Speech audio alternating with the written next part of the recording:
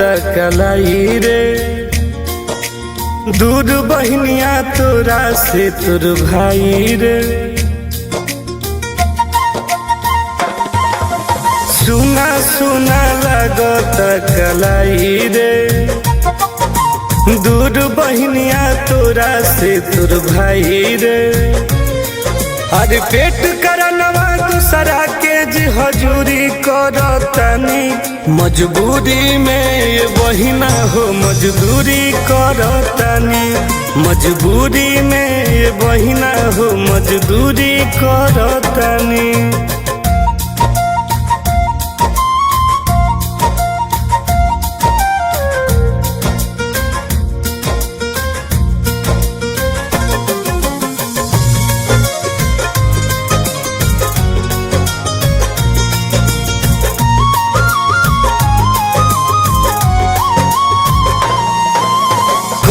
कलाई रखिया के इंतजार हो।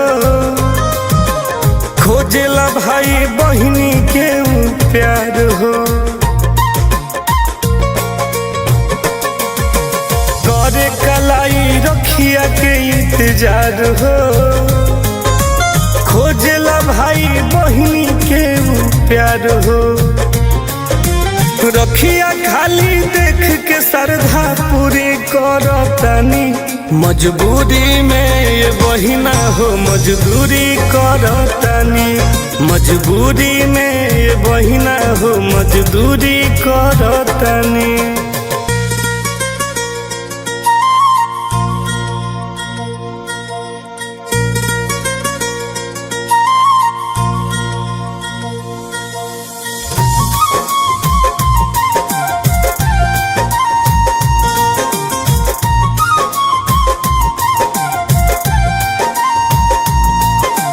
तोहरा मनवा के बतिया पूरा कर दे हम हो।